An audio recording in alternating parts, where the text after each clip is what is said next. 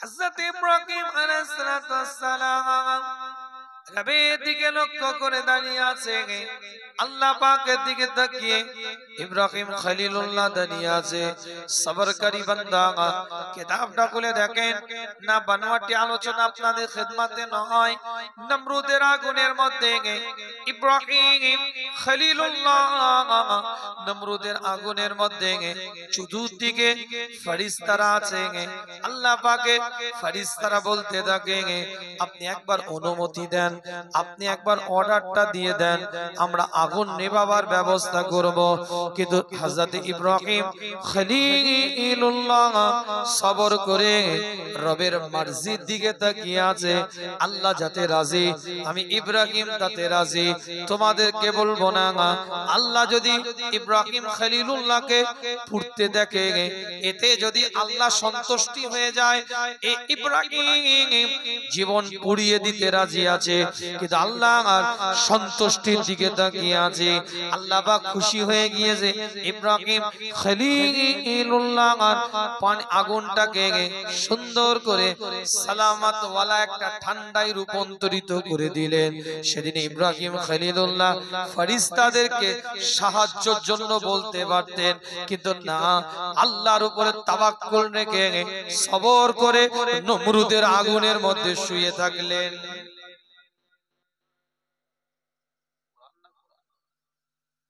কথা বলে কোরআন তো কি ছিল? তাওয়াক্কুল ছিল, সবর ছিল, কবুলিয়াতের দরজা পেয়ে গেল।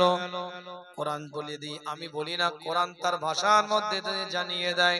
সূরার নাম সূরাতুস সাফফাতটা খুলে দেখেন, পরিষ্কার করে লেখা আছে, ফালাম্মা বালাগা মাহুস সাআ ক্বালা ইয়া বুনাইয়া ইন্নী আরা ফিল মানামি আন্নী আযবাহুকা ফাআনজুরু মাযা তারা ক্বালা ইয়া আবাতি ইফআল মা তু'মার সাতাজিদুনি ইনশাআল্লাহু মিনাস সাবিরিন।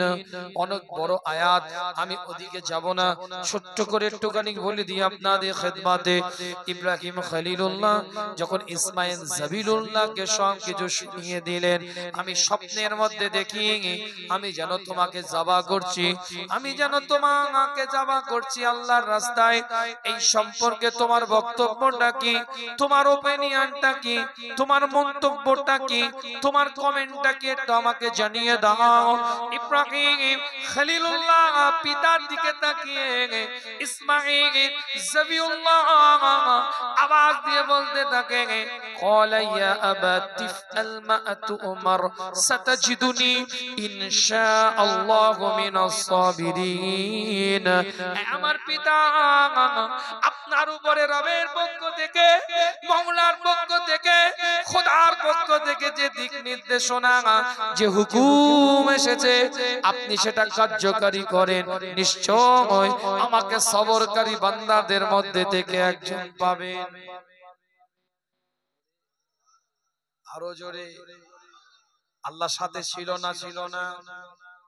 আস্থার উপরে দাঁড়িয়ে তাওয়াক্কুল অবস্থায় সবর করে আল্লাহর সাথে আছে না নাই? আমি পরে এবারতে আসবো, আগে ঘটনাগুলো একটু মাথায় এনে দিই, জানা জিনিস শুনিয়ে দিয়ে একটু তারপরে মনে পাড়িয়ে দেওয়া। সব জানা আছে আপনাদের।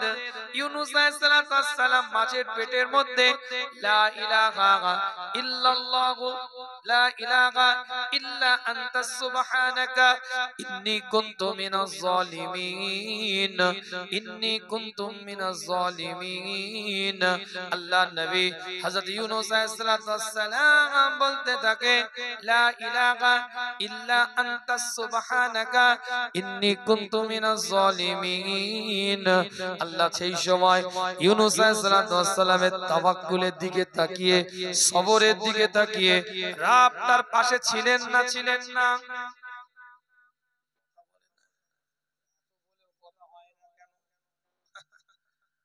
আর মনে হয় বল ফুটবে না, সব কথা চাচির সাথে বলে চলে এসেছে।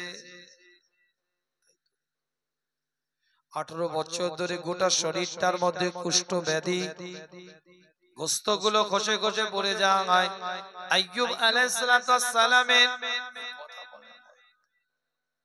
কেউ নাই, এক একা আইয়ুবের সঙ্গী হিসাবে কেবল মাত্র 3 জন।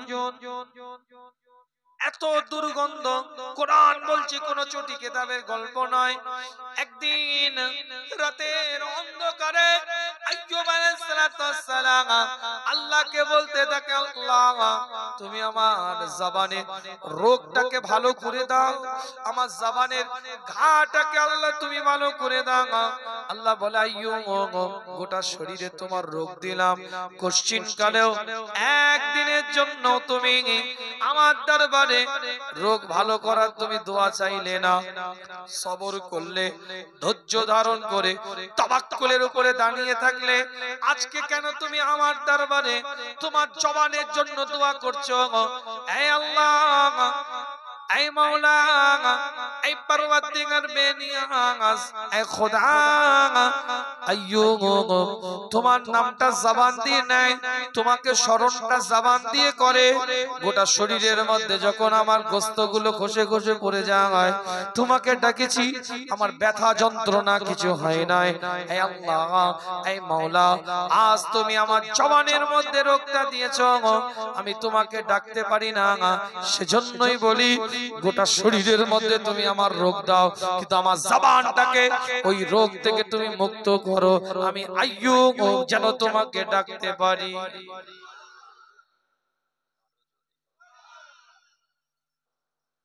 ইব্রাহিম খলিলুল্লাহ তাওয়াক্কুলের উপরে দাঁড়িয়ে থাকলেন, ইসমাঈল জবিউল্লাহ তাওয়াক্কুলের উপরে সাবরের উপরে দাঁড়িয়ে থাকলেন, হযরত ইউনূস আলাইহিস সালাম তাওয়াক্কুলের উপরে সাবরের উপরে দাঁড়িয়ে থাকলেন, হযরত আইয়ুব আলাইহিস সালাম তাওয়াক্কুলের উপরে সবরের উপরে দাঁড়িয়ে থাকলেন।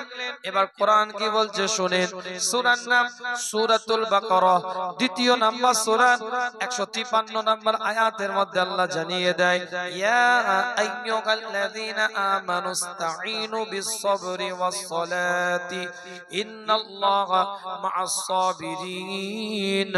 আল্লাহ কোরআন দিয়ে জানিয়ে দেয়, এই ঈমানদারেরা, নিশ্চয় তোমরা ধৈর্য ও সালাতের মাধ্যম দিয়ে আমি আল্লাহ আমার কাছে সাহায্য চাও, আমি আমার কাছে সাহায্যের আশা করো।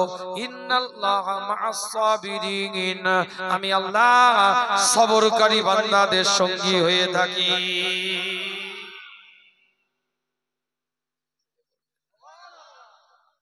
আল্লাহ পাকে কাবা বাইতুল্লাহটাকে তাওয়াফ করে একটা মহিলা, আমি বলছি না, কোরআন তার ভাষার মধ্যে দিয়ে জানিয়ে দেয়।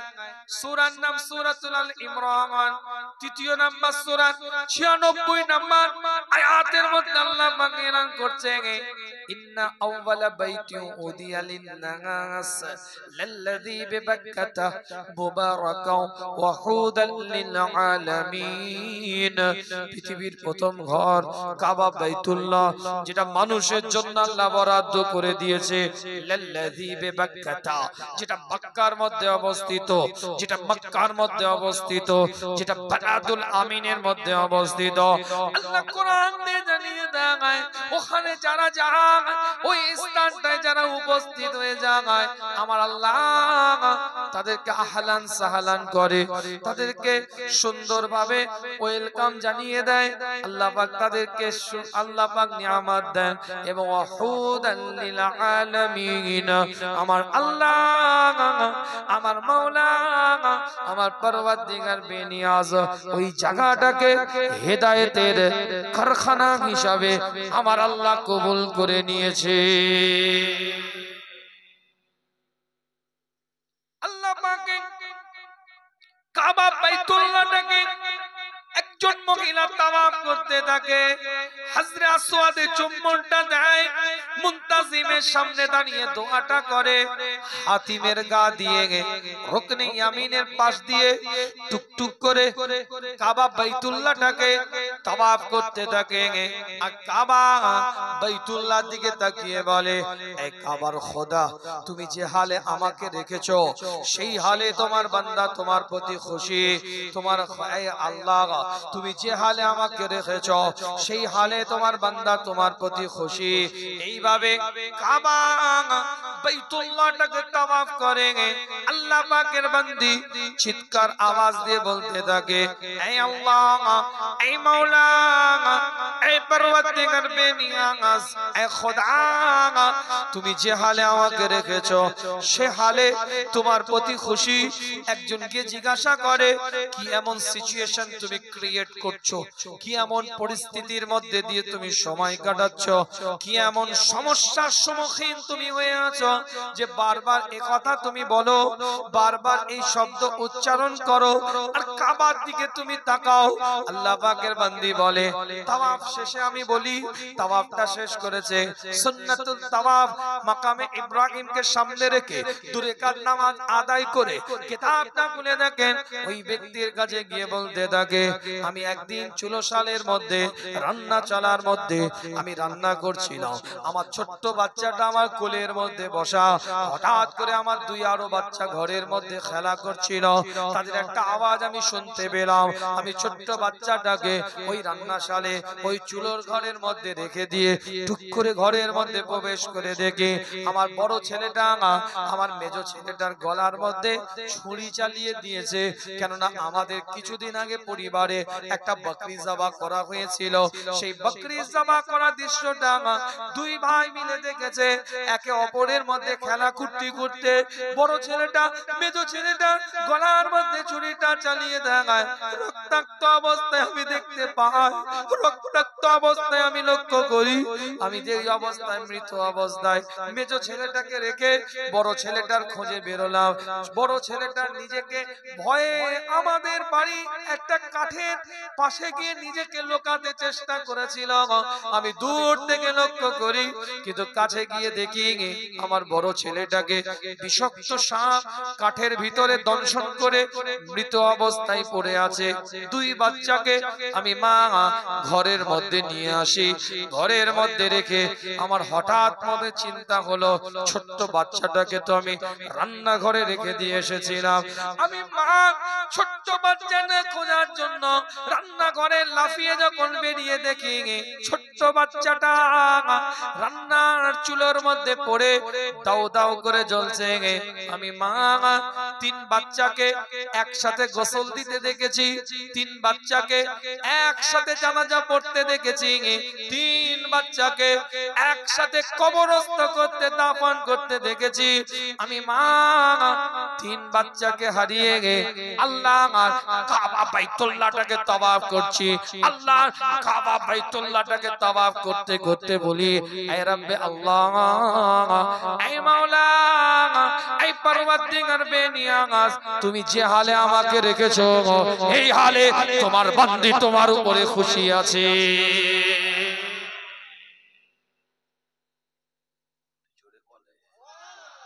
এটাই তাওয়াক্কুল আর এটাই সাবার, এটা যাদের মধ্যে থাকবে তাদের ঈমানের নূরকে আল্লাহ বাড়িয়ে দেবে। ঠিক বলছি না?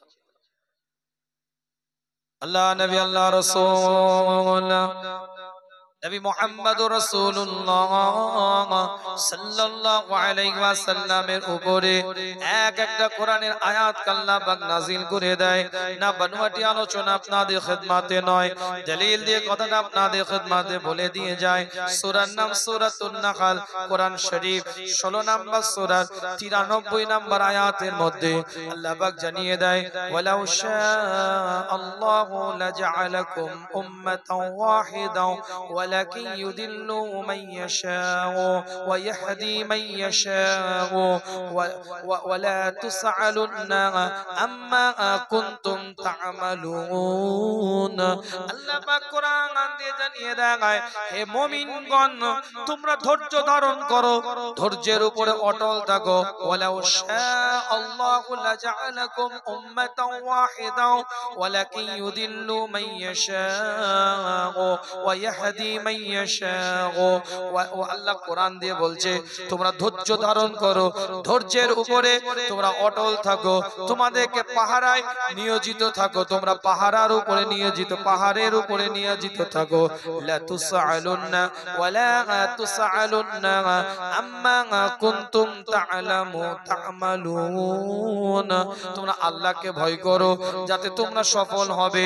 অন্য আয়াতের মধ্যে আল্লাহ পাক জানিয়ে দেয় ফাসবির সাবরান জামিলা, তোমরা উত্তম রূপে ধৈর্য ধারণ করো। আল্লাহ কোরআন দিয়ে এক এক আয়াতে এক এক ভাবে জানিয়ে দিয়েছে। নবী রাসূল পয়গম্বরদের কথাগুলো বলে আপনাদেরকে আমি বুঝিয়ে দিয়েছিলাম। আজ আপনাকে আমাকে ঈমানের নোটটা বাড়াতে গেলে, ঈমানের জ্যোতিটা বাড়াতে গেলে, ঈমানটাকে পূর্ণাঙ্গ নূরের দ্বারা আলোকিত করতে গেলে তাওয়াক্কুলের জায়গা ঠিক রাখতে হবে, ধৈর্য ধারণ করতে হবে। নবী রাসূল পয়গম্বর সাহাবা সবাই ধৈর্য ধারণ করেছে, আল্লাহ পাক কবুল করে নিয়েছে, নিয়ামতের দ্বারা পরিপূর্ণ করে দিয়েছে, মর্যাদা ওয়ালা মার্তাবা ওয়ালা বানিয়ে দিয়েছে। কিতাবটা খুলে দেখেন, বুখারী হাদিস বলছি, কোন চটি কিতাবের গল্প নয়, পরিষ্কার করে লেখা আছে 5684 নম্বর হাদিস, মুসলিম শরীফ 6405 নম্বর হাদিস। আন আবি হুরায়রা রাদিয়াল্লাহু তাআলা আনহু ওয়া আন আবি হুরায়রা রাদিয়াল্লাহু আনহু আন্না রাসূলুল্লাহ সাল্লাল্লাহু আলাইহি ওয়াসাল্লাম ক্বালা লাইসা আশ-শাদীদু বিশ-শুরআতি ইন্নামা আশ-শাদীদু আল্লাযী ইয়ামলিকু নাফসাহু ইনদাল গাযা। আমি বলি না, মুস্তাফা তাজেদারে হারাম জানিয়ে দিচ্ছে লাইসা আশ-শাদীদু বিশ-শুরআতি ইন্নামা আশ-শাদীদু আল্লাযী ইয়ামলিকু নাফসাহু ইনদাল গাযা। বাহাদুরের সাথে, কুস্তিগিরির সাথে কুস্তি করে জয়লাভ করাটা প্রকৃত জয়ের লক্ষণ নয়। যে নিজের নফসের সাথে জিহাদ করলো এবং এই জিহাদে যে ব্যক্তি জয়ী হয়ে গেল, ওই ব্যক্তি প্রকৃত জয়ের স্বাদ পেয়ে গেল। নারায়ে তাকবীর, নারায়ে তাকবীর, নারায়ে তাকবীর। নিজের নফসের সাথে জিহাদ করতে হবে, নিজের অন্তরের সাথে জিহাদ করতে হবে, লড়াই নিজের কলিজার সাথে করতে হবে। হিংসা তৈরি হয়ে গেল মনের মধ্যে, হিংসাটাকে দমন করতে হবে। লোভ তৈরি হয়ে গেল মনের মধ্যে, লোভটাকে দমন করতে হবে। গীবত তৈরি হয়ে গিয়েছে মনের মধ্যে, বলবো বলে না, দমন করতে হবে। নিজের নফসের সাথে লড়াই, নিজের দিলের সাথে লড়াই। কেন মুস্তাফা জানিয়ে দিয়েছে, আগের আয়াতের দ্বারাই বুঝিয়েছি আপনাদেরকে। সূরা আল ইমরানের 164 নম্বর আয়াতে যেমন কোরআনগুলো আয়াতটাকে তেলাওয়াত করে আল্লাহ নবী আপনাকে আমাকে জানাবে, ঠিক ওই রকম আল্লাহ কোরআন দিয়ে আবার জানিয়ে দিচ্ছে। আমার আল্লাহ রাসূলকে পৃথিবীতে পাঠিয়েছে ওয়ায়ুযাক্কিহিম ওয়া ইউআল্লিমুহুমুল কিতাব, তাজকিয়া করার জন্য, আত্মশুদ্ধি করার জন্য, নিজের অন্তরটাকে পরিষ্কার করার জন্য, নিজের দিলগুলোকে পরিষ্কার করার জন্য রাসূলুল্লাহকে আল্লাহ পাক দুনিয়াতে পাঠিয়েছে। অন্তরটাকে পরিষ্কার করে দিবে, বান্দাদের দিলগুলোকে পরিষ্কার করে দিবে, রিফ্রেশ করে দিবে। কিতাবটা খুলে দেখেন, আবার বুখারীর দলিল দিচ্ছি 5686 নাম্বার হাদিসটা আপনি খুলে দেখে নেন। আন আবি হুরায়রা আন্না রাজুলান ক্বালা লিন নবী সাল্লাল্লাহু আলাইহি ওয়াসাল্লাম আওসিনি قال لا تغضب فردت مرارا قال لا تغضب। আল্লাহ নবী, আল্লাহ রাসূলের সাহাবা হযরত আবু হুরায়রা সবথেকে বেশি হাদিস riwayatকারী একজন সাহাবা, 5374 টা হাদিস riwayat করেছে। সেই হযরত আবু হুরায়রা রাদিয়াল্লাহু তাআলা আনহু বলে, আল্লাহ নবীর দরবারে একজন পুরুষ এসে বলে, আন্না রাজুলান ক্বালা লিন নবী সাল্লাল্লাহু আলাইহি ওয়াসাল্লাম, হুজুরকে বলতে থাকে, আউসিনি, হুজুর আপনি কিছু উপদেশ দেন, আপনি কিছু আমাকে বলেন। ক্বালা লা তাগদাব, আল্লাহ নবী, আল্লাহ রাসূল ওই ব্যক্তির দিকে লক্ষ্য করে না করে দেখায়, তুমি রাগ করো না, রাগ করো না। আবার ওই ব্যক্তি বারবার বলতে থাকে ফরাদ্দাত মিরারান ক্বালা লা তাগদাব। আল্লাহ নবী আল্লাহ রাসূলকে বারবার জিজ্ঞাসা করে ফরাদ্দাত মিরারান, আবার জিজ্ঞাসা করে হুজুর আপনি কি চাওছিনি, আমাকে কিছু উপদেশ দিন, আমাকে কিছু হুজুর আপনি বলেন, উপদেশটা দিন। আল্লাহ নবী যতবার হুজুরকে জিজ্ঞাসা করে ওই সাহাবা ওই ব্যক্তিত্ব ততবার আমার রাসূল বলে লা তাগদাব, তুমি রাগ করো না, তুমি রেগে যেও না। আল্লাহ নবী উপদেশ দিলেন রাগ ঈমানদারের পরিচয় নয়, মুত্তাকির পরিচয় কিন্তু রাগ নয়। রাগকে নিয়ন্ত্রণ করাটা এটা ঈমানের নূরটাকে আমার আল্লাহ পাক বাড়িয়ে দিবে। জোরে বলা যাবে না, চিৎকার দিয়ে বলা যাবে না। বিস্তারিত আলোচনা আপনাদের খেদমাতে নয়, দলিল কেন্দ্রিক দুটো কথা আপনাদের খেদমাতে বলতে চেয়েছিলাম। ইতি টানবো আলোচনা, বিস্তারিত কথা বলে আপনাদেরকে কষ্ট দেব না। অনেকে পরে এসেছেন, চিন্তা করতে পারেন হুজুর কি বিষয় নিয়ে কি নিয়ে আলোচনা করছিল, কিন্তু ওটা নিয়ে আর চিন্তা করার কিছু নাই। মাশাআল্লাহ আমার ইউটিউবার ভাইরা যথেষ্ট খিদমত করেছে। ছোট্ট করে বলে দিয়ে যায়, সূরাতুল আনফাল থেকে আলোচনা শুরু করেছিলাম, আলো নূর জ্যোতি নিয়ে কথা বলছিলাম। ঈমানের নূরটা কেমন হবে, ঈমানের জ্যোতিটা কেমন হবে, একটার পর একটা আলোচনা করে গিয়েছিলাম। ইতি টানবো আলোচনা আপনাদের খিদমতে, এক একটা পয়েন্টের উপর আলোচনা আপনাদের খিদমতে। সেখান থেকে বলতে চেয়েছিলাম ঈমানের নূরটা বাড়াতে গেলে, ঈমানের জ্যোতিটা বাড়াতে গেলে আপনাকে আমাকে সবরের দরকার আছে, ধৈর্য ধারণের দরকার। নবী আল্লাহ রাসূল সাহাবায়ে হুজুরদের সাথে আলাপ আলোচনা করে, সাহাবায়ে হুজুরদের সাথে কথাবার্তা বলতে থাকে। এক একটা কোরআনের আয়াত আল্লাহ পাক নাযিল করে দেয়। আমি বলি না, কোরআন তার ভাষার মধ্যে দিয়ে জানিয়ে দেয় ইন্নামাল মুমিনুনা আল্লাযী ইযা যুকিরাল্লাহ, মুমিনের পরিচয় আল্লাহ কোরআন দিয়ে দিচ্ছে। টুপিওয়ালা, দাড়িওয়ালা, জুব্বাওয়ালা, পাগড়িওয়ালা, আজকানওয়ালা, আলখাল্লাওয়ালা, নামাজি, পরহেজগার, রুকুকারী, তাসবিহ পড়নেওয়ালা, সিজদা করেঙ্গে। আজ আপনি আমি সমাজের বুকে তাদেরকে ঈমানদার বলে থাকি। অবশ্যই ঈমানদার হতে গেলে এগুলো লাগে, এগুলো দরকার আছে। কিন্তু মনে রাখবেন প্রকৃত ঈমানদারের বৈশিষ্ট্যটা কি হবে, প্রকৃত ঈমানদারের খুসুসিয়াতটা কি হবে, আল্লাহ পাক কোরআন দিয়ে জানিয়ে দিচ্ছেন।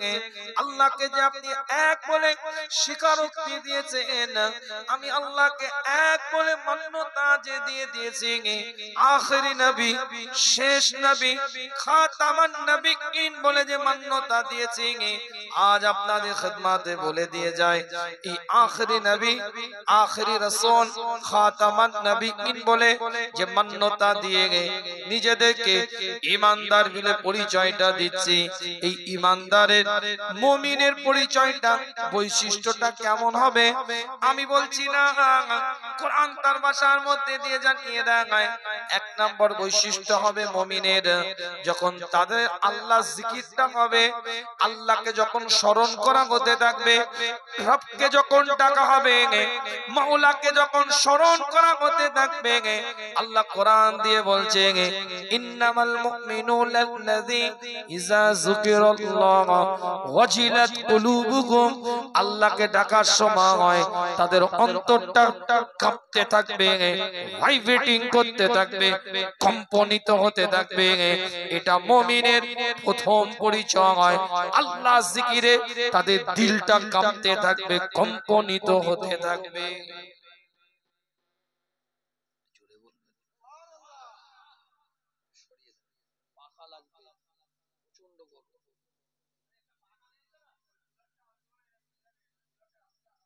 আমার আলোচনা বোঝা যাচ্ছে? কোরআন হাদিস শোনার আগ্রহ আছে তো নাকি? না কমেডিয়ান বক্তাদের তো এখন বাজার, ভাইরাল হওয়ার জন্য 2 মিনিটের ক্লিপস চালিয়ে দিল, মোটামুটি ভাইরাল হয়ে গেল।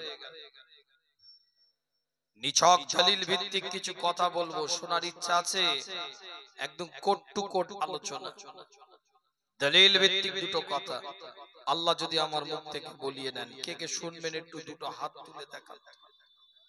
এইরকম টনটনে হাত, এরকম হাত তুলে তাকবীরের একটা ধ্বনি দেন দেখি, নারে তাকবীর। এই আওয়াজে হবে না, মুসলমানদের মতন একটা আওয়াজ দেন, ইমানদারের মতন একটা আওয়াজ দেন দেখি, নারে তাকবীর। আরো চিৎকার, আরো আওয়াজ, আরো শব্দ, একই সাথে একই কণ্ঠে একসাথে এক আওয়াজ দিয়ে বলেন নারে তাকবীর, নারে তাকবীর, নারে তাকবীর। সিলসিলায়ে ফুরফুরা শরী, সিলসিলায়ে ফুরফুরা শরী, মাসলাকে মুজাদ্দিদে জামান, মাসলাকে মুজাদ্দিদে জামান, নারে তাকবীর। প্রথম পরিচয় হবে আল্লাহ জিকিরে তাদের অন্তরটা কাঁপতে থাকবে। জোরে বলবেন, আরো জোরে বলা যাবে না।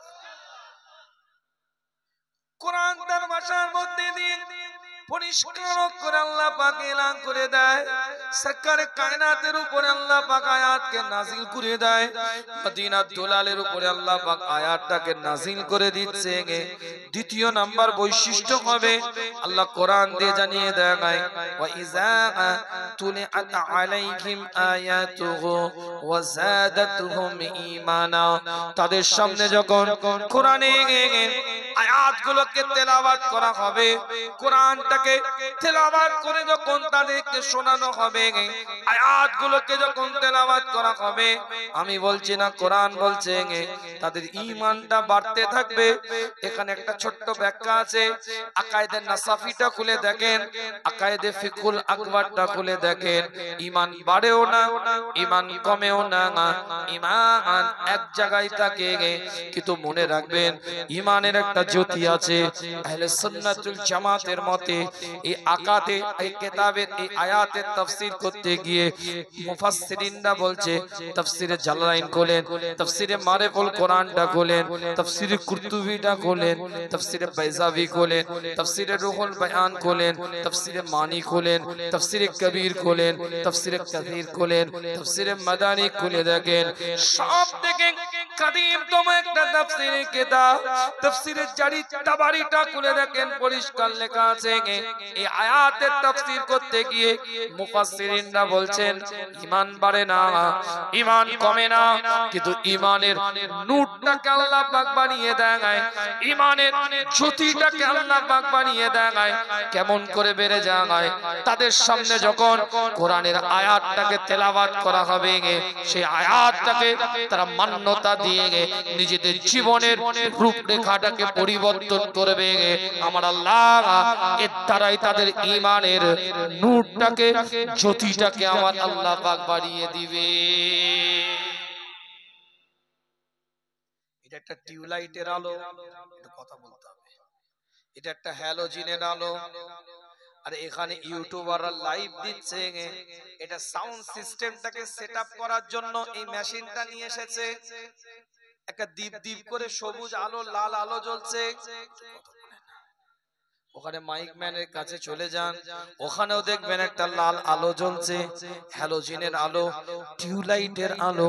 আর ওই আলো, এগুলো কি আপনি বলতে পারবেন না হ্যালোজিন জোরে জ্বলছে, এটা লাইট, এগুলো লাইট নয়, এটা কি বলতে পারবেন না? সবই আলো, সিএফএলটাও আলো, এলইডিটাও আলো, রাইসটাও আলো, টিউবলাইটটাও আলো, হ্যালোজিনটাও আলো। ডিমবাতি রাতের অন্ধকারে জ্বলে ঘরের মধ্যে, ওটাও কিন্তু আলো। কিন্তু সব আলোর ভোল্ট কিন্তু এক নয়, সব আলোর পাওয়ার কিন্তু এক নয়। আমিও ঈমানদার, আপনিও ঈমানদার, আর পৃথিবীতে বড় বড় নেককার বান্দারাও ঈমানদার। খাজা মাইনুদ্দিন চিশতি আজমিরি সঞ্জীবী রাহমাতুল্লাহ আলাইহি, তিনিও কিন্তু ঈমানদার। কুতুবউদ্দিন কাকি, তিনিও কিন্তু ঈমানদার। মুজাদ্দিদ আল ফিসানি, তিনিও কিন্তু ঈমানদার।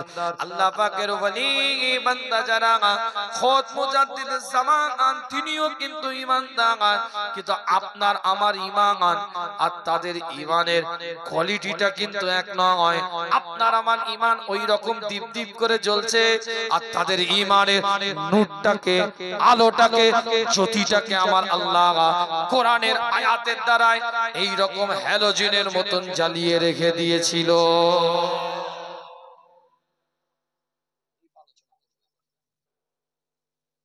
ঈমানদার সবাই এতগুলো মোবাইলে লাইভ দিচ্ছে, এতগুলো ইউটিউব চ্যানেল এসেছে, এতগুলো মোবাইল ক্যামেরায় লাইভ চলছে, এতগুলো মোবাইলের সব কিন্তু অ্যান্ড্রয়েড সেট। যুবকেরা বুঝবে, মাল্টিমিডিয়া মোবাইল অ্যান্ড্রয়েড, কিন্তু প্রত্যেকের র‍্যাম আলাদা, প্রসেসর আলাদা, হার্ড ডিস্ক আলাদা, এক নয়। ঈমানদার, আপনিও ঈমানদার, টুপিওয়ালা, দাড়িওয়ালা, জুব্বাওয়ালা, পাগড়িওয়ালা, আজকানওয়ালা। আমিও ঈমানদার, টুপিওয়ালা, দাড়িওয়ালা, জুব্বাওয়ালা, পাগড়িওয়ালা, আজকানওয়ালা। বাকি পাঁচজনও টুপিওয়ালা, দাড়িওয়ালা, জুব্বাওয়ালা, পাগড়িওয়ালা, আজকানওয়ালা। ঈমানদার বলে নিজেকে দাবি করছে, জার্সি গায়ে প্লেয়ার ঘুরে বেড়াচ্ছে, কিন্তু সবাই কি সঠিক খেলোয়াড় হতে পেরেছে? জার্সি পরলে প্লেয়ার হবে? ঈমানের নূর, আলো, জ্যোতি।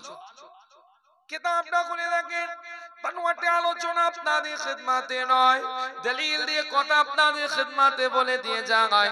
আজ এখানে একটা উদাহরণ দিয়ে দিচ্ছি। আজ এখানে কোরআনের কথা চলছে, শরীয়তের কথা চলে, ইসলামের কথা চলে, আল্লাহ আল্লাহ রাসূলের আলাপ আলোচনা হতে থাকে। আজ আপনারা কিছু ঈমানদার পরিচয় হয় এই জায়গায় বসে বসে চাতক পাখির নাই বসে আছেন।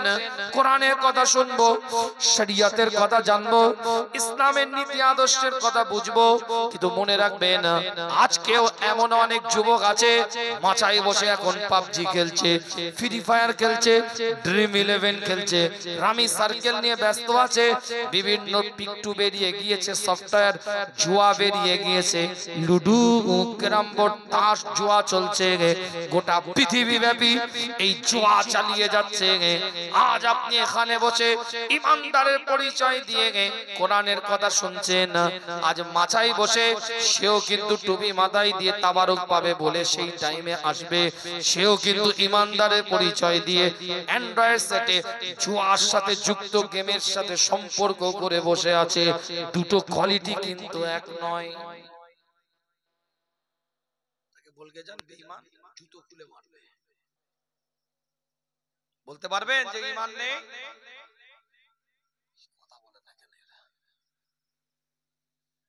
প্রকৃত ঈমানদার আমি বলছি না, কোরআন বলছে আল্লাহ জিকির হলে তাদের অন্তরটা কাঁপবে, তাদের দিলটা কাঁপতে থাকবে, তাদের অন্তরটা কাঁপতে থাকবে। শুধু তাই নয়, কোরআন তার ভাষার মধ্যে দিয়ে জানিয়ে দেয় প্রকৃত ঈমানদার আল্লাহ জিকিরের পরে তাদের সামনে যখন কোরআনের আয়াতটা তেলাওয়াত করবে, আজ এখানে আল্লাহ জিকির হচ্ছে, কোরআন তেলাওয়াত হচ্ছে, প্রকৃত ঈমানদার কোশ্চিন কালেও মজলিসের বাইরে কোন জায়গায় বসে থাকতে পারবে না, এই জায়গায় তাকে আসতে হবে। তার দিলটা কাঁপতে থাকবে আসার জন্য, তার অন্তরটা কাঁপতে থাকবে বসার জন্য, তার দিলটা ভাইব্রেটিং করতে থাকবে আল্লাহ জিকির করার জন্য। ঈমানদার আড্ডা মারতে পারবে না, নাটক করতে পারবে না, অভিনয় করতে পারবে না, রাস্তাঘাটে এলোমেলো অবস্থায় ঘুরতে পারবে না। ঈমানদারের অন্তরটা কাঁপবে আল্লাহ এই জিকিরের মধ্যে বসার জন্য।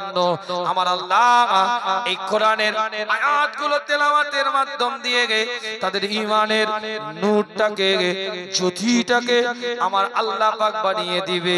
এই আয়াতের মধ্যে দুটো বৈশিষ্ট্যের কথা বললাম, আল্লাহ পাক ঠিক তৃতীয় নাম্বার পয়েন্টে এই আয়াতের মধ্যে জানিয়ে দিচ্ছে।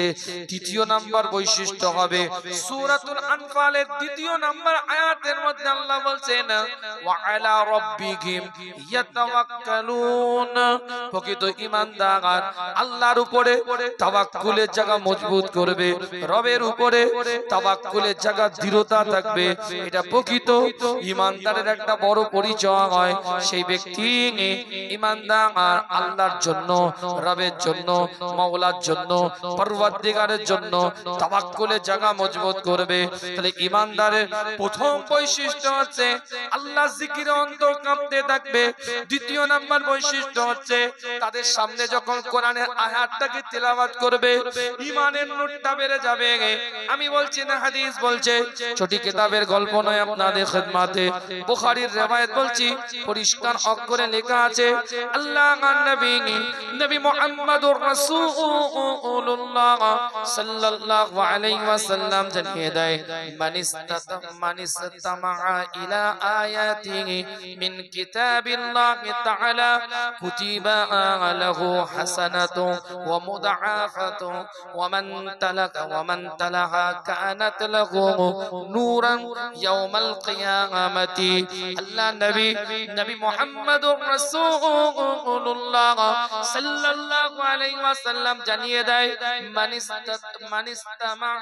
মানিস্তামা ইলা আয়াতি মিন কিতাবিল্লাহ, যে ব্যক্তি আল্লাহ একটা আয়াত মনোযোগ দিয়ে শ্রবণ করলো, মানিস্তামা ইলা আয়াতি মিন কিতাবিল্লাহ, আল্লাহর কিতাব থেকে যে ব্যক্তি একটা আয়াত শ্রবণ করলো, আমার আল্লাহ তার উপরে তার রহমত গুলোকে বর্ষণ করে দিল। জোরে বলবেন, মান ইসতাতা ইলা আয়াতি মিন কিতাবিল্লাহি তাআলা কুতিবা লাহু হাসানাতু মুদআফাতু, আল্লাহর পক্ষ থেকে তার উপরে আল্লাহ নিয়ামত বহুগুণ বর্ষণ করে দিল। ওমান তালাহা কানাত লাহু নূরুন ইয়াউমা কিয়ামাতি, আর যে ব্যক্তি তেলাওয়াত করবে তার জন্য একটা আয়াত কিয়ামতের দিনে নূর হিসাবে রূপান্তরিত হয়ে যাবে।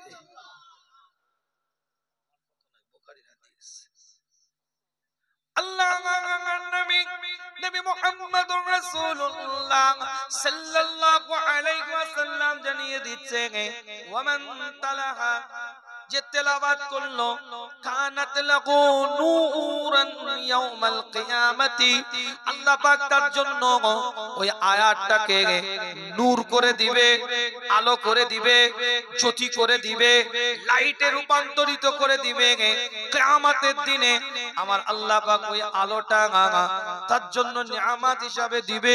অন্য একটা হাদিস দ্বারা প্রমাণিত, মানিস্তামা ইলা আয়াতিন মিন কিতাবিল্লাহি কানাত লাহু নূরান, পরিষ্কার করে লেখা আছে মানিস্তামা ইলা আয়াতি মিন কিতাবিল্লাহি কানাত লাহু নূরা, যদি কেউ আল্লাহর কিতাব থেকে একটি আয়াতকে শ্রবণ করে, আগের আয়াত ইবারতের মধ্যে বলা হয়েছে যদি কেউ তেলাওয়াত করে আল্লাহ তাকে নূর দিবে ওই আয়াতের দ্বারাই কিয়ামতের দিনে। এই আয়াতের মধ্যে আবার বলছে যদি কেউ আয়াতটাকে শ্রবণ করে, কোরআনের একটা আয়াতকে যদি কেউ শ্রবণ করে, সে আয়াতটাকে আল্লাহ পাক তার জন্য নূরে রূপান্তরিত করে আমার আল্লাহ তার উপরে নিয়ামতটা দান করে দিবে। আজ আপনার গ্রামে, আপনার মহল্লায়, আপনার এলাকায় এটা কোরআনের মাহফিল হচ্ছে, শরীয়তের মাজলিস হচ্ছে, আল্লাহ আল্লাহ রাসূলের মাহফিল হচ্ছে, বাড়িতে বসে আছেন কি কথা ঠিক বলছি না? আপনার পীরের আওলাদ কি আলোচনা করলাম সমীক্ষা কালকে করবেন। সানাউল্লাহ ভাইয়েরটা ভালো লাগলো, আবুজার ভাইয়েরটা ভালো লাগলো না আমারটা ভালো লাগলো, সমীক্ষা কাল করবেন। আজ আপনার পীরের আওলাদ, আপনার দাদা পীরের খুন রক্ত বিলাল, সেই বংশের একটা আওলাদ আপনার পাড়ায়, আপনার মহল্লায় এসেছে, আপনি ঘরে বসে আছেন কি করে? আমার কথা কিছু বুঝতে পারছেন? ভালো লাগবে কি লাগবে না সমীক্ষা পরে চালাবেন, ব্যাখ্যা পরে করবেন। কারটাকে এ প্লাস দিবেন, কারটাকে এ মাইনাস দিবেন, কাকে আপনার ডিসকোয়ালিফাই করবেন, এ ব্যাখ্যা পরে দিবেন।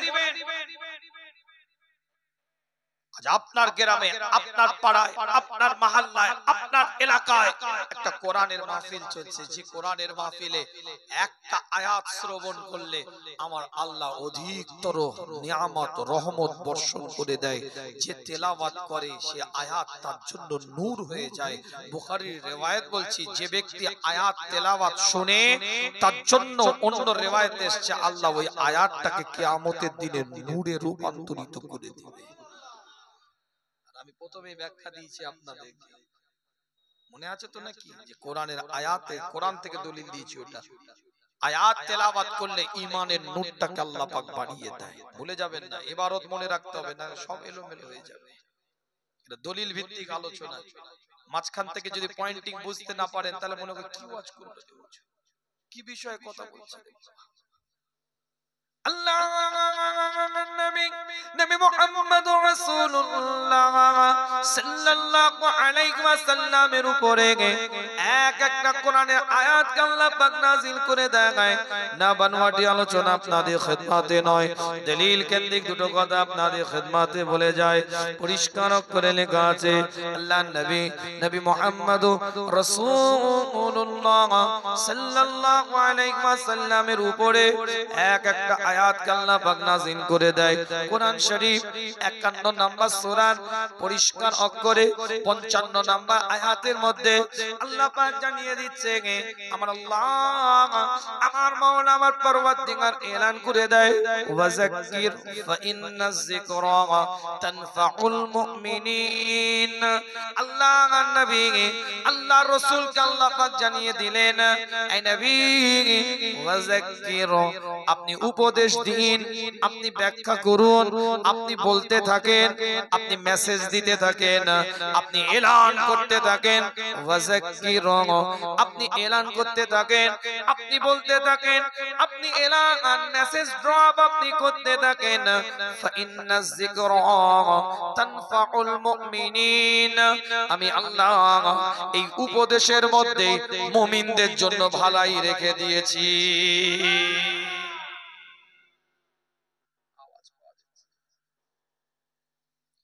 ভাতের একটা হাঁড়ি যদি ভাতের হাঁড়ি থেকে একটা ভাত যদি টিপে দেখেন, বোঝা যায় না, যায় না অবস্থা হয়ে আছে ভিতরে। তাহলে যেটুকুন আলোচনা করলাম নিশ্চয়ই আপনারা বুঝতে পেরেছেন কি ধরনের কথাবার্তা আমি বলতে চাইছি আপনাদের কাছে। দালালি কারণ নয়, রবের করতে এসেছি, এটা বুঝে গেছেন। কারো পক্ষে কারো বিপক্ষে কোনো বক্তব্য, কোনো আলোচনা নয়। কোরআনের পক্ষে কথা হবে, শরিয়তের পক্ষে কথা হবে, দ্বীনের পক্ষে কথা হবে, ইসলামের পক্ষে কথা হবে, মুস্তাফার পক্ষে কথা হবে, সরকারে দো আলমের পক্ষে কথা হবে, মদিনাতুল আলের পক্ষে কথা হবে, ইমামুল মুরসালিনের পক্ষে কথা হবে, ইমামুল হুদার পক্ষে কথা হবে, ইমামুল কিবলাতাইনের পক্ষে কথা হবে। সবাই বুঝে গেছেন আদর্শের উপরে আজকে আলোচনা। তাহলে আজ আপনার আমার জবান দিয়ে আওয়াজ বের হচ্ছে না কেন? কোরআন যেখানে বলছে নবী ওয়াযাক্কির, আপনি উপদেশ দিন, ফা ইন্নাজ যিকরা তানফাউল মুমিনিন, নিশ্চয় মুমিনদের জন্য উপদেশের মধ্যে ভালাই আছে। মুস্তাফা উপদেশটা কোথা থেকে দিবে? সরকারে কায়নাত উপদেশটা কোথা থেকে দিবে? মদিনাতুল আল উপদেশটা কোথা থেকে দিবে? ইমামুল মুরসালিন উপদেশটা কোথা থেকে দিবে? ইমামুল হুদা উপদেশটা কোথা থেকে দিবে? হাবিব লবিব তাবিব সাহেবুল জুদ ওয়াল কারাম উপদেশটা কোন জায়গা থেকে দিবে? কোন শাখা থেকে দিবে আমার রাসূল? আমি বলছি না, কোরআন জানিয়ে দিচ্ছে। সূরার নাম সূরাতুল আল ইমরান, তৃতীয় নাম্বার সূরা 164 নাম্বার আয়াতটা খুলে দেখেন লাকাদ মান্নাল্লাহু আলাল মুমিনিনা ইয বা'আথা ফীহিম রাসূলাম মিন আনফুসিহিম ইয়াতলু আলাইহিম আয়াতিহি ওয়া ইউযাক্কিহিম ওয়া ইউআল্লিমুহুমুল কিতাবা ওয়াল হিকমা ওয়া ইন কানু মিন ক্বাবলু লাফী দালালিম মুবিন। আমি বলি না, কোরআন তার ভাষার মধ্যে দিয়ে জানিয়ে দেয় আমি আল্লাহ তোমাদের মধ্যে থেকে তোমাদেরকে একটা নবী দিলাম, একটা রাসূল দিলাম, একটা পয়গম্বর আমি আল্লাহ তোমাদেরকে দান করে দিলাম। সেই নবীর কাজটা কি হবে, অ্যাক্টিভিটিসটা কি হবে, টার্গেটটা কি হবে, অ্যাম্বিশনটা কি হবে, চিন্তাটা কি থাকবে, থিংকিংটা কি করবে, আল্লাহ কোরআন দিয়ে জানিয়ে দেয়। সেই নবী, সেই রাসূল, সেই পয়গম্বর তোমাদের সামনে আয়াতগুলোকে তেলাওয়াত করে শোনাবে, যেটা তার উপরে আমি আল্লাহ পাক নাযিল করেছি। সেই আয়াতগুলোকে তাবারাকাল্লাযী নাযালাল ফুরকান আলা আবদিহি, আমি আমার বান্দাকে যে ফুরকান দিয়েছি, যে আলো দিয়েছি, লিতুখরিজান নাসা মিনাজ যুলুমাতি ইলান নূর, অন্ধকার থেকে আলোর দিকে ফিরিয়ে আনার জন্য, মানুষকে সঠিক রাস্তা দেখাবার জন্য, সঠিক রূপকে দেখাবার জন্য, ইহদিনাস সিরাতাল মুস্তাকিমের পথকে চেনাবার জন্য আমি আল্লাহ পাক কোরআন দিয়েছি। সেই কোরআনের আয়াতগুলোকে তেলাওয়াত করার জন্য আমি আমার রাসূলকে পৃথিবীর মধ্যে পাঠিয়ে দিলাম। জোরে বলবেন না, চিৎকার দিয়ে বলা যাবে না। কেন পাঠালা, কি করবে? তোমাদেরকে অন্ধকার থেকে আলো দেখাবে। লিতুখরিজান নাসা মিনাজ যুলুমাতি ইলান নূর। এই আলো মনে আছে তো? ভুলে যাবেন না, মূল পয়েন্ট গুলিয়ে যাবে। ওই জায়গাটা ঠিক রাখবেন, দেখবেন সব ইবারত যা হাদিস বলবো ওই জায়গায় এসে দাঁড়িয়ে যাবে। আল্লাহ কি বললেন? ঈমানের নূর বেড়ে যাবে। কোরআন কি বলছে? লিতুখরিজান নাসা মিনাজ যুলুমাতি ইলান নূর। আমি আল্লাহ আমার রাসূলকে একটা আলো দিয়েছি, জ্যোতি দিয়েছি। সেই জ্যোতিটা কি? কোরআন, কিতাব। রাসূল আলো, রাসূল জ্যোতি। এই আলো, এই জ্যোতির দ্বারাই মানুষকে অন্ধকার থেকে আলোর দিকে ফিরিয়ে আনবে। তাবারাকাল্লাযী নাযালাল ফুরকান আলা আবদিহি, আমার বান্দা ফুরকান দিয়েছি তাকে, আমি আল্লাহ কবুল করেছি। সেখান থেকে আমার রাসূল উপদেশটা দিবে। আল্লাহ নবী মুহাম্মদুর রাসূলুল্লাহ সাল্লাল্লাহু আলাইহি ওয়াসাল্লামের উপরে আল্লাহ আয়াত নাযিল করে দিলেন। আয়াতটাকে তেলাওয়াত করে শোনাবে। দ্বিতীয় নাম্বার, সে নবী কি করবে, অ্যাক্টিভিটিসটা কি হবে, টার্গেটটা কি হবে, অ্যাম্বিশনটা কি হবে, থিংকিংটা কি হবে, চিন্তাটা কি হবে, চেতনাটা কি হবে, সেটা কোরআন তার ভাষার মধ্যে দিয়ে জানিয়ে দেয়।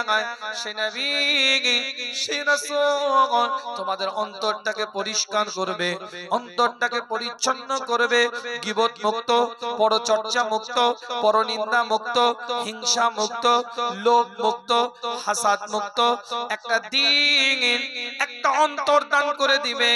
পরিষ্কার পরিচ্ছন্ন একটা দিল দেওয়ার জন্য আমি আল্লাহ তোমাদেরকে রাসূল দিয়েছি। কিতাবের জ্ঞান দেওয়ার জন্য আমি আল্লাহ তোমাদেরকে রাসূল দিয়েছি। তৃতীয় নাম্বার, আমি আল্লাহ তোমাদেরকে হিকমত শেখাবো। সেই জন্য তোমাদেরকে একটা আখেরি জামানার নবী দিলাম, রাসূল দিলাম, পয়গম্বর দিলাম। কেমন নবী, কোন সময় সেই রাসূল পৃথিবীর মধ্যে আবির্ভাব হয়েছে আমি বলছি না, কোরআন বলছে ওয়া ইন কানু মিন ক্বাবলু লাফি দালালিম মুবিন। বান্দা যখন প্রকাশ্য পথভ্রষ্ট ছিল, দিন বুঝতো না, শরিয়ত বুঝতো না, ইসলাম বুঝতো না, শরিয়তের মানচিত্রে কোনো জ্ঞান ছিল না, ওই কঠিন সময়, অজ্ঞতার যুগে, মূর্খতার যুগে, ডার্কনেস টাইমে, অন্ধকার আচ্ছাদিত সময় আমি আল্লাহ তোমাদেরকে একটা নবী, একটা রাসূল, একটা পয়গম্বর দান করে দিলাম। হাদিস বলছি বুখারী,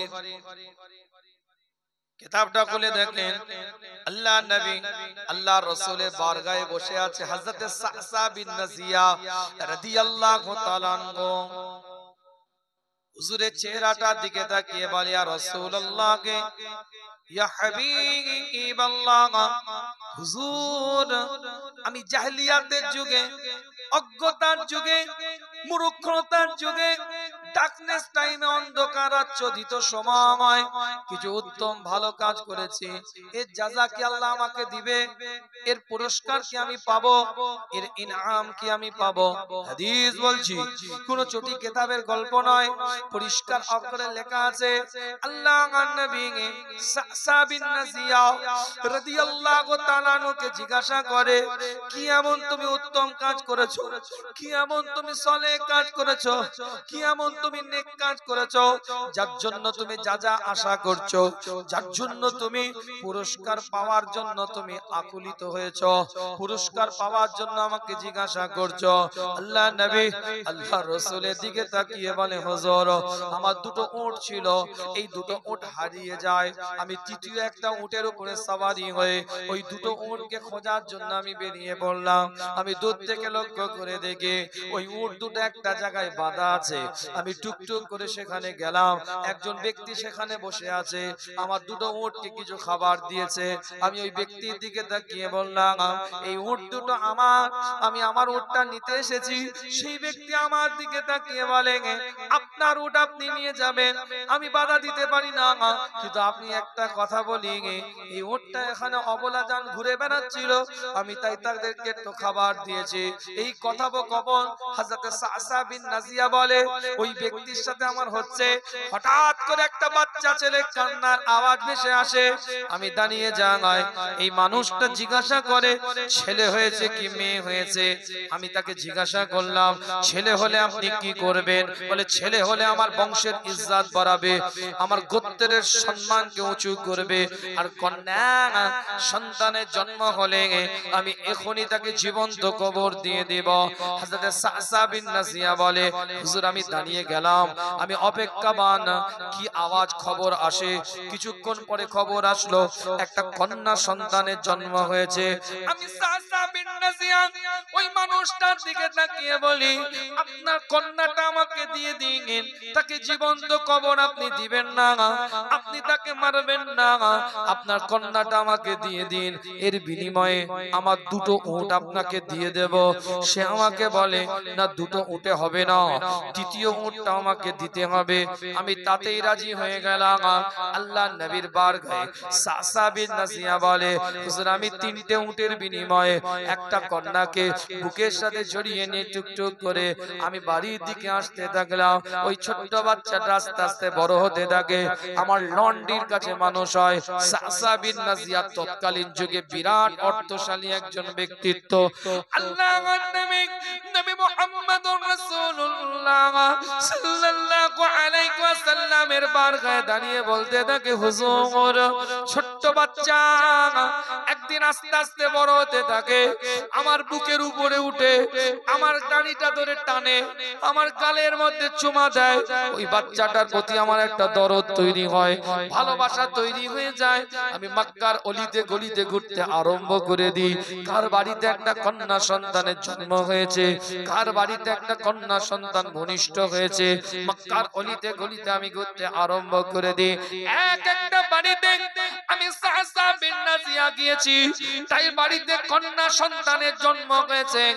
যেই বাড়িতে কন্যা সন্তান ভূমিষ্ঠ হয়েছে, আমি সাসা বিন নাজিয়া সেই বাড়ির দরজার সামনে দাঁড়িয়ে গিয়ে তিনটে উটের বিনিময়ে একটা কন্যা সন্তানকে বুকের সাথে জড়িয়ে আমি তাকে বাড়ি পর্যন্ত নিয়ে এসেছি। হুজুর আমি জাহেলিয়াতের যুগে, অজ্ঞতার যুগে, মূর্খতার যুগে, ডার্কনেস টাইমে, অন্ধকার আচ্ছাদিত সময়, ওয়া ইন কানু মিন কাবলু লাফি দালালিম মুবিন, প্রকাশ্য পথভ্রষ্টতার যুগে হুজুর আমি 322টা কন্যা সন্তানের জীবনকে তিনটে উটের বিনিময়ে আমি হেফাজত করেছি। আমার আল্লাহ এর জন্য কি আমাকে কোনো সাজা দিবে? আল্লাহ নবী কথাটা শুনে দাঁড়িয়ে গেলেন, চোখ দিয়ে পানির টোসা গড়িয়ে যাচ্ছে। হযরত সাসা বিন নাজিয়া সিদ্দিয়া রাদিয়াল্লাহু তাআলা আনহুকে বুকের সাথে জড়িয়ে নেয়, কপালের মধ্যে চুমা দিতে থাকে, আওয়াজ দিয়ে বলতে থাকে, এই চাচা, আল্লাহ পাক ঈমান আনার পরে কোন কর্মের কারণে তাকে ঈমান আনার পরে কোনো জাযা দেয় না, কিন্তু আমি নবী, আমি মুস্তাফা জানিয়ে দিই, তোমার এই কর্মের কারণে, তোমার এই কাজের কারণে তোমার আল্লাহ, তোমার মাওলা তোমাকে ঈমান নামক দৌলতটা দিয়েছে, আর ঈমান থাকার কারণে আমি রাসূলুল্লাহ জানিয়ে দিই, আমি নবী যে জায়গায় জান্নাতে থাকবো তুমি ওটি জান্নাতে একই জায়গায় অবস্থান করবে।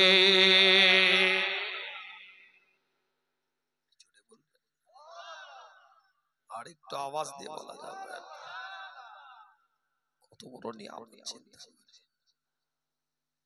আল্লাহ নবী নবী মুহাম্মদুর রাসূলুল্লাহ সাল্লাল্লাহু আলাইহি ওয়াসাল্লাম কে আল্লাহ পাক জানিয়ে দেয়, রাসূল হুজুর আপনি উপদেশটা দিতে থাকেন, ওয়াযাক্কির ফা ইন্নাজ যিকরা তানফাউল মুমিনিন, এটা মুমিনদের জন্য উপকারে আসবে।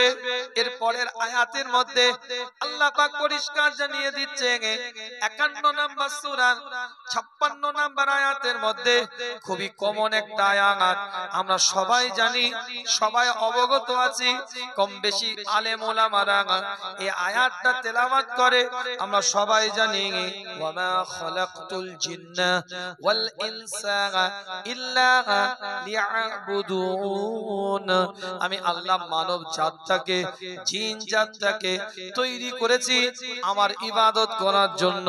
এই কমন আয়াত আমরা সবাই জানি, কিন্তু আয়াত পড়ার উদ্দেশ্য এটা নয়, একটু ব্যাখ্যা দেওয়ার উদ্দেশ্যে আপনাদের খেদমতে আয়াতটাকে তেলাওয়াত করলাম। ঠিক এর পরের আয়াতের মধ্যে আল্লাহ বলছে, মা ইউরিদু মিনহুম, আল্লাহ কোরআন দিয়ে জানিয়ে দিচ্ছে, কোরআন শরীফ 51 নম্বর সূরা 57 নম্বর আয়াতের মধ্যে কি সুন্দর কথা আল্লাহ বলছেন। শুধু এটা আল্লাহ বললেন না, ওয়ামা খালাকতুল জিন্না ওয়াল ইনসা ইল্লা লিয়াবুদুন, আমি জিন জাতকে, মানব জাতকে সৃষ্টি করেছি আমার ইবাদত করার জন্য।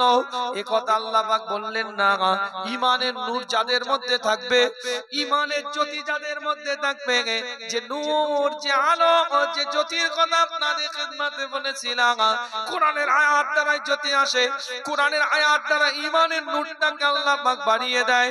ঠিক সেই কোরআনের আয়াতের মধ্যে আল্লাহ পাক জানিয়ে দিচ্ছে, ওয়ামা ইউরিদু মিনহুম মির রিজকিন ওয়ামা ইউরিদু মিনহুম মা ইউরিদু মিনহুম মির রিজকিন ওয়ামা ইউরিদু আন ইউতঈমুন, আমার আল্লাহ পাক বলছে, আমি আল্লাহ, তোমরা যে আমার ইবাদত করবে, আমি আল্লাহ তোমাদের কাছে কোনো রিজিক চাই না, আমি আল্লাহ তোমাদের কাছে কোনো রকম রিজিকের আশা করি না, এও আমি আল্লাহ চাই না যে তারা আমার আহার যোগাবে।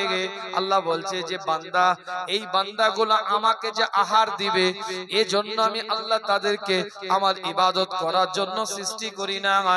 মা, আল্লাহ বলছে, মা ইউরিদু মিনহুম মির রিজকিন ওয়া মা ইউরিদু আন ইউতঈমুন, তারা খাদ্য দিবে, তারা খেতে দিবে, তারা আমাকে আহার দিবে, এজন্য আমি আল্লাহ তাদেরকে সৃষ্টি করি না।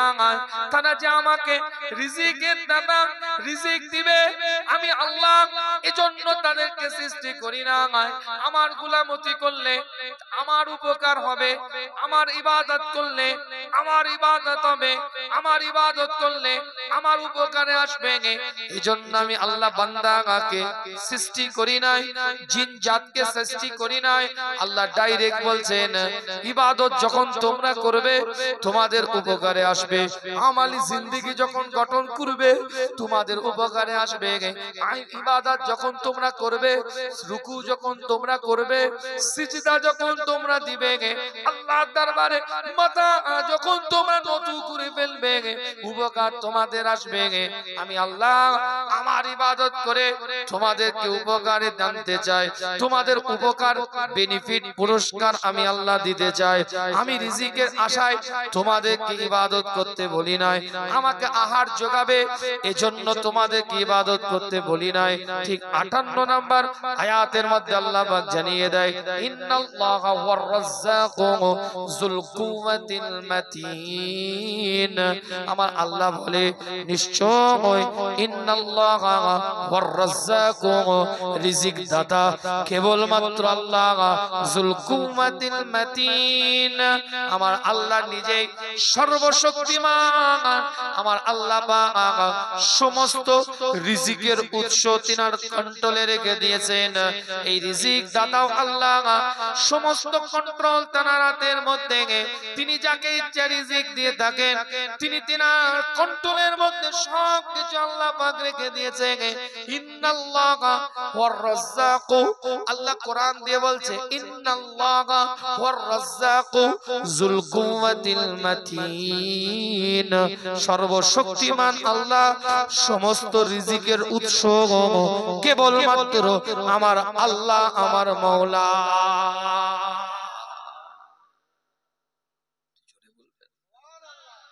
চিৎকার দিয়ে বলবেন না?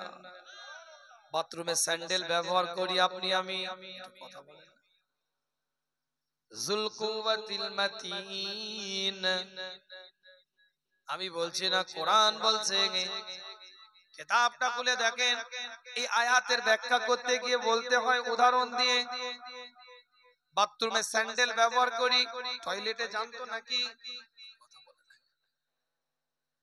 জুতো আছে বাথরুমে, থাকে টয়লেটে। জুতোটা 9 মাসে 6 মাসে ক্ষয়ে যায়, 3 মাস ছাড়া পরিবর্তন করতে হয়। কথা বলেন। একটা মানুষ তার শরীরের 93% সময়, তার বাঁচার 93% সময় খালি পায়ে হাঁটা চলা করে। সায়েন্সের ব্যাখ্যা বলছে এটা একটা টয়লেটের 2 ফুট 3 ফুট 6 ফুটের টয়লেটের মধ্যে একটা স্যান্ডেল থাকে, সেটা 9 মাসে 6 মাসে 3 মাসে পরিবর্তন করতে হয়। আর এই পায়ের তলাটা এই 80 বছরে 90 বছরে আল্লাহ যদি ক্ষয় ধরিয়ে দিত, 80 বছরের চাচাজির পায়ের তলা ক্ষইতে ক্ষইতে গলা পর্যন্ত চলে আসতো। আমার কোমর পর্যন্ত, কিছু মানুষের হাঁটু পর্যন্ত। আল্লাহ বলছেন যুল কুওয়াতিল মাতিন, ইন্নাল্লাহা ওয়ার রাজ্জাকু যুল কুওয়াতিল মাতিন। আল্লাহ কোরআন দিয়ে জানিয়ে দিচ্ছে, একাধিক আয়াত দ্বারা প্রমাণিত, না বানোয়াটি আলোচনা আপনাদের খিদমতে নয়। আল্লাহ ডাইরেক্ট জানিয়ে দিয়েছে, এটা রবের পক্ষ থেকে একটা নিয়ামত। ছোট্ট করে বলি, আপনার আমার শরীরটার মধ্যে যে শিরাগুলো আছে, যে মহাশিরাগুলো আছে, যে উপশিরাগুলো আছে, এটা যদি সোজা করে দেওয়া হয়, শিরাগুলোকে, নার্ভগুলোকে, শিরাগুলোকে যদি সোজা করে দেওয়া হয়, এর দূরত্ব হয়ে যাবে 97,000 কিলোমিটার। ভুলভাল তথ্য দেওয়ার সুযোগ নেই, গুগল একটু সার্চ দেন। এমন সফটওয়্যার বেরিয়ে গেছে, চ্যাট জিপিটি বলে একটা এমন সফটওয়্যার আছে। আমি যে হাদিসটা বলছি, হাদিসটা শুধু ওই বক্সের কাছে অপশন আছে, সেটা শুধু ধরবেন, অটোমেটিক্যালি হাদিসটা কত, কোন কিতাব রিওয়ায়াত করেছে, কটা কিতাবে আছে, পৃষ্ঠা সহ, হাদিস নম্বর সহ ডিটেইলস পেয়ে যাবেন। এই যে একটা হাদিস বললাম, সাসা বিন নাজিয়া, একটা সাহাবার নাম, কিচ্ছু লিখতে হবে না, শুধু সাসা বিন নাজিয়া যে মুখ দিয়ে উচ্চারণ করছি, বক্সে জোরে আওয়াজ হচ্ছে তো, লাউডলি হচ্ছে তো, একটু কথা বলে। চৈতলের মানুষ তো এরকম আশা করিনি, খুব আবেগের জায়গা, ভালোবাসার জায়গা। আগের বছরে হুজুরদেরকে মনে পালকি করে এনেছে, ঘোড়ার গাড়ি একবার পালকি করে এনেছিলেন না, একটা ভিডিও দেখছিলাম, দেখি আপনাদের এখানে নয়, তাহলে অন্য জায়গায়। ঘোড়ার গাড়ি করে এনে এখানে যদি কথা না বলেন তাহলে কি হবে? ঘোড়ার গাড়ি করে ঘর চলে যেতে হবে না গরুর গাড়ি করে যেতে হবে? ভালোবাসার মানুষের কাছে তো মানুষ বেশি কথা বলে নাকি? কথা বলার দরকার কি আছে? ঘটনা ধরবো, শেষ করে দিয়ে মোনাজাতের আগে চলে দোয়া করবেন, আমি চলে যাচ্ছি, কোটা পূরণ হয়ে গেল। আপনারা কথা কাদেরকে বলে বেশি? আপনজন, আপন ব্যক্তির কাছে তো হ্যাঁ না পরামর্শ যা কিছু নিজের কাছের লোককে বলে। আপনাদের সাথে আমি পীরের আওলাদ, আপনাদের কথা বলতে চাইছি। আপনারা যদি কথা না বলেন কি ভাই আমার কষ্ট লাগবে না? আর কিছু তো চাইনি, কথা বলতে চাইছি। 21, 22, 23 ফাল্গুন সালে তারা যান, লক্ষ লক্ষ মানুষ মুজাদ্দিদে জামানের দরবারে থাকে। জুম্মার দিনে, রবিবারে অনেক সময় অনেক মানুষ যায়, হাজার হাজার মানুষ দাদা পীরের দরবারে যায়। সেই সময় কথা বলার সুযোগ হয় না, মানুষ একটু মুসাফা করবে তাও সময় হয় কি? কিন্তু আজ আপনার বাড়িতে, আপনার গ্রামে, আপনার পাড়ায়, আপনার মহল্লায় আমি পীরের আওলাদ আসলাম, ডেকে কথা বলতে চাইছি। কি ভাই কথা ঠিক? আমি বলিনি যে আমার ওয়াজ আপনাকে বিরাট কিছু ভালো লাগবে সেজন্য বসেন, আমি বলিনি। আমি একটু কথা বলবো আপনার পীরের আওলাদ।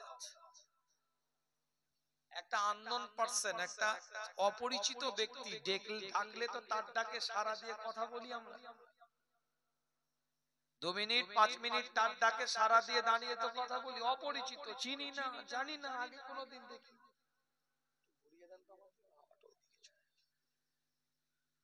অপরিচিত ব্যক্তির জন্য যদি তার জন্য সময় বেরোয়, কোরআনের মাহফিল, শরিয়তের মাহফিল, এসে বসেছেন যখন, একটু কথা বলা যাবে, কথা তাও কথা বলছেন, একটু কথা বলা যাবে, আল্লাহ পাক কবুল করেন, সকলে বলেন আমিন।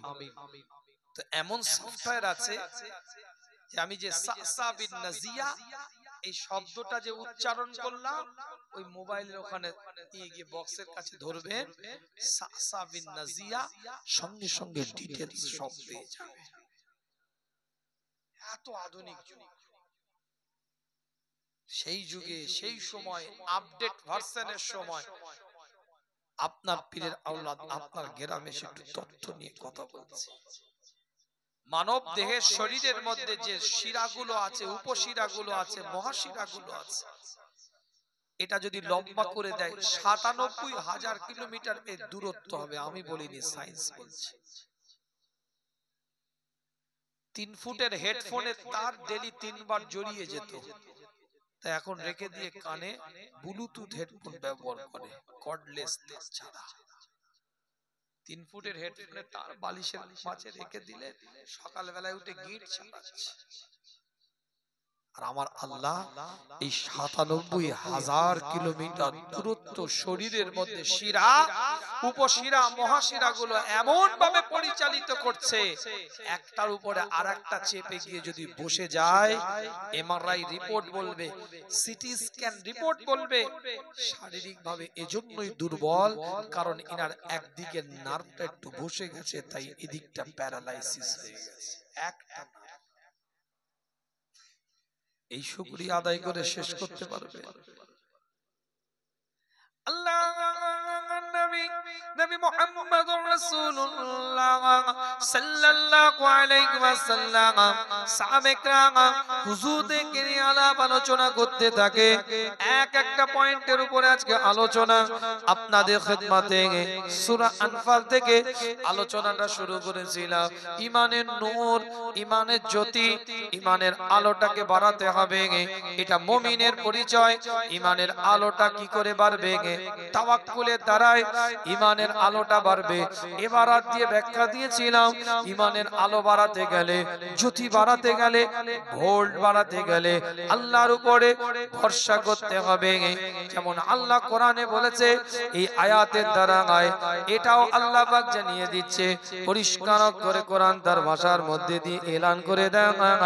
আল্লাহ পাক কোরআন দিয়ে জানিয়ে দিচ্ছে, ইন্নাল্লাহা ওয়ার রাজ্জাকু যুল কুওয়াতিল মাকিন যুল কুওয়াতিল মাতিন।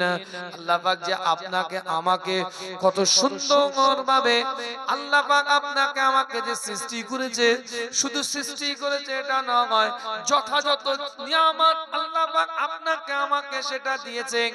এটাকে নিয়ে ভাবতে হবে, যেমন আল্লাহর উপরে তাওয়াক্কুল করতে হবে, ভরসা করতে হবে, ঠিক ওই রকম আল্লাহর প্রত্যেকটা নিয়ামতের শুকরিয়া আদায় করতে হবে। এই শুকরিয়া আদায়ের জন্য রবের দরবারে, আল্লাহর দরবারে শুকরিয়া আদায় করার জন্য আল্লাহ পাক ঈমানের নূরটাকে, জ্যোতিটাকে, আলোটাকে আল্লাহ পাক আপনাকে আমার বাড়িয়ে দিবে। প্রকৃত ঈমানদারের পরিচয় দিয়ে সমাজের বুকে আপনি আমি মাথা তুলে দাঁড়াতে পারবো।